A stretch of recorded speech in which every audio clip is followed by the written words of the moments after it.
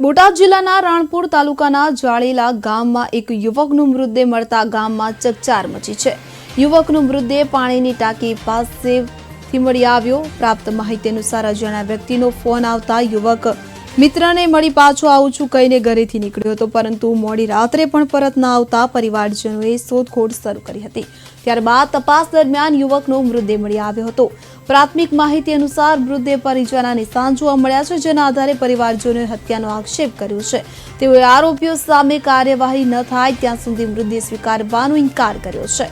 ઘટનાની જાણ થતાં રાણપુર પોલીસ ઘટના સ્થળે પહોંચી તપાસ શરૂ કરી છે, જ્યારે મોટી સંખ્યામાં સમાજના આગેવાનો અને પરિવારજનો હોસ્પિટલ ખાતે એકત્રિત થયા છે।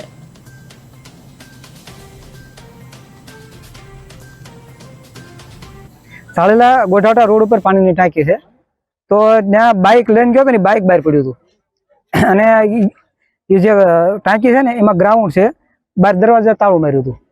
તાળું મારી અમને શંકા છે એટલે બધા ઠેકડા મારી અંદર ગયા, તો ત્યાં મરેલી હાલતમાં છોકરો પડેલો હતો। મરનાર હાલતની ઉંમર કેટલી? એના 18 વર્ષ છે, કોલેજના પહેલા વર્ષમાં। કેવા કારણોસર હત્યા થઈ શું કે હવે અમને કોઈ અંદાજ છે નહીં। હાલ ઘટના સ્થળે પોલીસ પહોંચી છે કેમ? હા, ત્યાં પંચનામું કર્યા હતા। શું માંગ છે આપની? ન્યાય મળે એ અમે આરોપીને જલ્દીમાં જલ્દી પકડે।